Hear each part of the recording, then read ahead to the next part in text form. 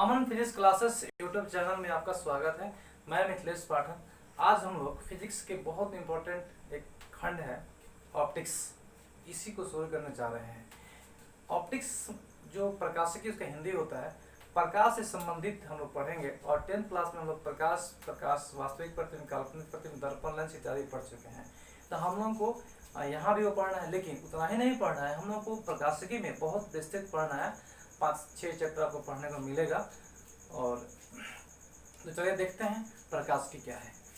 प्रकाशिकी भौतिकी की वह शाखा है जिसके अंतर्गत प्रकाश की प्रकृति और उसके गुणों का अध्ययन किया जाता है। मतलब प्रकाश के बारे में जिस भौतिकी के शाखा में अध्ययन किया जाता है उसी को हम कहते हैं प्रकाशिकी। तो प्रकाशिकी को दो भागों में बांटा गया है। एक को कहते हैं किरण प्रकाशिकी, एक को कहते हैं हम किरण प्रकाशिकी, एक को कहते हैं किरण प्रकाशिकी, एक को कहते हैं तरंग प्रकाशिकी, तरंग प्रकाशिकी, एक को कहते हैं किरण प्रकाशिकी और एक को कहते हैं तरंग प्रकाशिकी। किरण प्रकाशिकी प्रकाशिकी की वह शाखा है जिसके अंतर्गत हम प्रकाश का अध्ययन किरणों के रूप में करते हैं। प्रकाश को हम किरण मान के करते हैं, वो होता है किरण प्रकाशिकी। और तरंग प्रकाशिकी की वह शाखा है जिसमें प्रकाश का अध्ययन हम तरंग के रूप में करते हैं। तरंग के माध्यम से, तरंग तो आप लोग पिछले क्लास में 8-9 में कभी पढ़े होंगे। बिछोह में पानी पत्थर डालते हैं तो बिछोह वही वैसे ही तरंग होता है। तो तरंग को मान के करेंगे हम लोग तरंग प्रकाशिकी। अब किरण प्रकाशिकी में प्रकाश का परिवर्तन, प्रकाश का अपवर्तन, ये सब हम लोग को पढ़ना है। और 10th क्लास में जो हम लोग पढ़े हैं वो किरण प्रकाशिकी ही पढ़े हैं, तरंग प्रकाशिकी नहीं। ठीक है, तो हम लोग किरण प्रकाशिकी पढ़े हैं। अब इसमें किरण प्रकाशिकी में प्रकाश का परिवर्तन, प्रकाश का अपवर्तन, ठीक है, उससे प्रतिबिंब का बनना, ये हम लोग पढ़े हुए हैं या पढ़ेंगे। अब तरंग प्रकाशिकी में हम लोग वैसी घटनाओं के बारे में अध्ययन करेंगे। हालांकि तरंग प्रकाशिकी में प्रकाश का परिवर्तन, प्रकाश का अपवर्तन भी पढ़ना है, लेकिन इसके अलावा प्रकाश का व्यतिकरण, प्रकाश का विवर्तन, प्रकाश का ध्रुवण, ये सब घटनाएं हमको, ठीक है, तरंग प्रकाशिकी में ही पढ़ने को मिलेगा। तो ऑप्टिक्स के शाखा में ऑप्टिक्स जो है प्रकाश के बारे में अध्ययन करेंगे हम लोग। इसमें दो पार्ट्स है, इसके दो खंड है, एक किरण प्रकाशिकी, एक तरंग प्रकाशिकी। इसके बारे में हमने आपको बता दिया। ठीक है, तो आगे चलते हैं हम लोग। सबसे पहले लाइट, प्रकाश। प्रकाश क्या है? ठीक है, लाइट, प्रकाश। देखिए, आंख से ही हम किसी वस्तु को देखते हैं, ये सभी हम लोग जानते हैं। मानो जो ज्ञानेंद्रिय है हम लोग का, उसमें आंख सबसे इंपॉर्टेंट ज्ञानेंद्रिय है।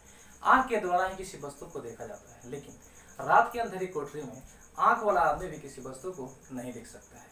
ठीक है, तो रात की अंधेरी कोठरी में आंख वाला आदमी भी किसी वस्तु को नहीं देख सकता है। इसका अर्थ ये हुआ कि किसी वस्तु को देखने के लिए, ठीक है, आंख के सिवा कुछ और चाहिए, उसी का नाम प्रकाश है। आंख से वस्तु को देखना होता सिर्फ आंख से, तो हम रात में भी देख सकते थे। लेकिन हम लोग रात में नहीं देख पा रहे। इसका मतलब है कि वहीं तो बल्ब जला देंगे उस कोठरी में, अंधेरी कोठरी में, तो हमें वस्तु दिखने लगेगी। तो प्रकाश की सहायता से हम किसी वस्तु को देख सकते हैं। प्रकाश एक प्रकार की ऊर्जा है, या प्रकाश वह ऊर्जा है जिसकी सहायता से हम किसी वस्तु को देख सकते हैं या फिर देख पाते हैं। ठीक है, ये हुआ प्रकाश। अब देखिए, हम आपको ये बताने जा रहे हैं कि किसी वस्तु को हम देखते कैसे हैं। ठीक है, देखिए, वस्तुएं दो तरह की होती है, एक दीप्त और एक अदीप्त। दीप्त वो वस्तु होता है कि जिससे प्रकाश निकलता है, सूर्य, जलता हुआ बल्ब, ये सब दीप्त है। और अदीप्त वो होता है जिससे प्रकाश नहीं निकलता है, टेबल, कुर्सी, पत्थर, ये सब। ठीक है, तो यहाँ पे समझने वाली बात है कि किसी वस्तु को देखने के लिए जब प्रकाश उससे टकराकर हमारे आंखों के अंदर प्रवेश करता है और उसका वहाँ प्रतिबिंब बनता है, तभी हमारी आंख उस वस्तु को देख पाती है। फिर समझिए, हम किसी वस्तु को तभी देख सकते हैं जब उस वस्तु से प्रकाश टकराकर हमारे आंखों में प्रवेश करती है। ठीक है, तो अब यहाँ एक इंपॉर्टेंट बता रहे हैं, दीप्त वस्तु, जैसे बल्ब हो गया, दीप्त वस्तु को दिखने के लिए, दीप्त वस्तु को देखना हो तो दीप्त की जरूरत नहीं है। जैसे बल्ब को हमें देखना हो, बल्ब जलता हुआ बल्ब को देखना हो, तो यहाँ टेबल, कुर्सी, पंखा कुछ भी रखा हो, मतलब नहीं है। लेकिन टेबल, पंखा, कुर्सी को देखने के लिए हमें बल्ब की जरूरत है। इसी तरह सूर्य को देखने के लिए कोई वस्तु ना हो तो हम सूर्य को देख सकते हैं, लेकिन अगर और किसी वस्तु को देखना हो तो सूर्य की प्रकाश में ही हम देख सकते हैं। इससे स्पष्ट होता है कि दीप्त वस्तु को देखने के लिए अदीप्त की जरूरत नहीं है, लेकिन अदीप्त को देखने के लिए दीप्त की जरूरत है। ठीक है, ये हम लोग हो गया। उसके बाद हम प्रकाश पढ़ लिया। अब प्रकाश के कुछ गुणों के बारे में हम लोग पढ़ने जा रहे हैं। प्रकाश एक विद्युत चुंबकीय तरंग है। देखिए, विद्युत चुंबकीय तरंग हम लोगों को किसी चैप्टर में पढ़ने को मिलेगा, लेकिन ठीक है, इसका डिस्कशन हम ज़्यादा नहीं करेंगे। याद रखिए कि प्रकाश एक विद्युत चुंबकीय तरंग है। प्रकाश निर्वात में चल सकता है। प्रकाश को चलने के लिए किसी द्रव्यात्मक माध्यम की जरूरत नहीं है।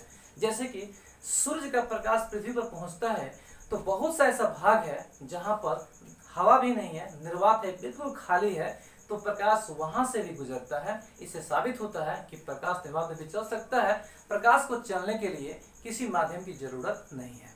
ठीक है, प्रकाश की चाल 3 × 10⁸ मीटर प्रति सेकंड। प्रकाश की चाल निर्वात में क्या होता है? 3 × 10⁸ मीटर प्रति सेकंड। यहाँ बता रहे हैं आपको कि 3 × 10⁸ मीटर प्रति सेकंड कितना हुआ। तो देखिए 3 8 को 0 2 4 6 7 8 मीटर प्रति सेकंड।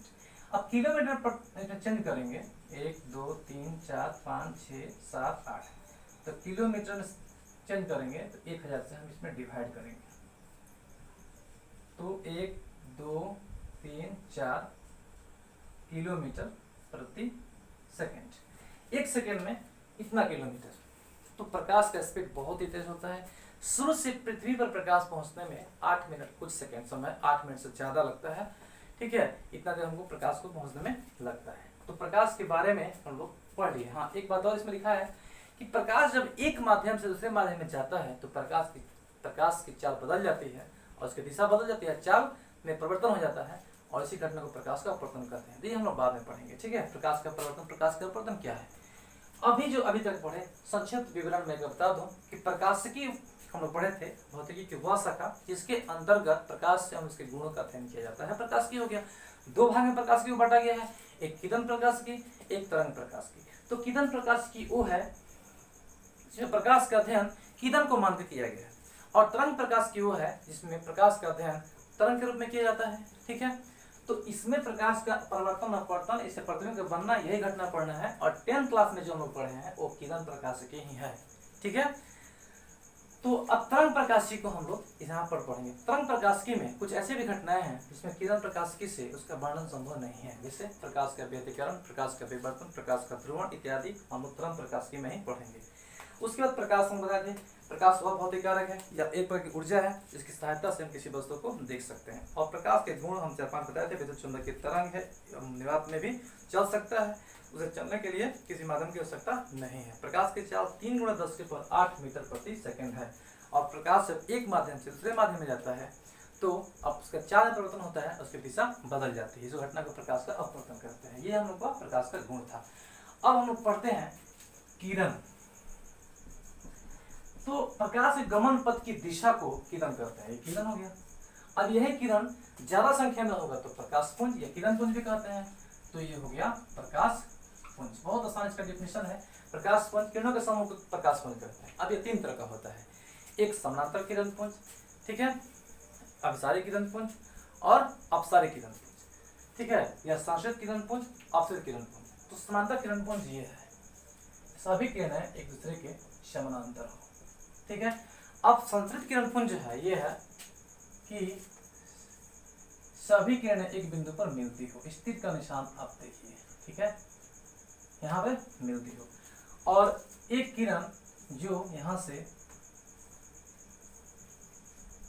फैलती हो एक बिंदु से निकलकर, ये होता है, ठीक है, यहाँ से इस बिंदु से निकलकर चारों तरफ फैलती हो, इसे कहते हैं हम लोग, ठीक है, अपसारी किरण पुंज। इसको कहते हैं अभिसारी किरण पुंज, जहाँ मिलती है, और इसको समानांतर किरण पुंज। 3 तरह का होता है। ठीक है, तो हम लोगों का आज के टॉपिक्स में जो हम लोग पढ़े, ठीक है, मैं आशा करता हूँ कि आप लोगों को आज का टॉपिक समझ में आया होगा। अब नेक्स्ट टॉपिक में हम लोग प्रकाश का अपवर्तन, ये उससे आगे दर्पण जो भी मिलेगा हम लोग आगे अध्ययन करेंगे। आज के लिए सिर्फ इतना ही।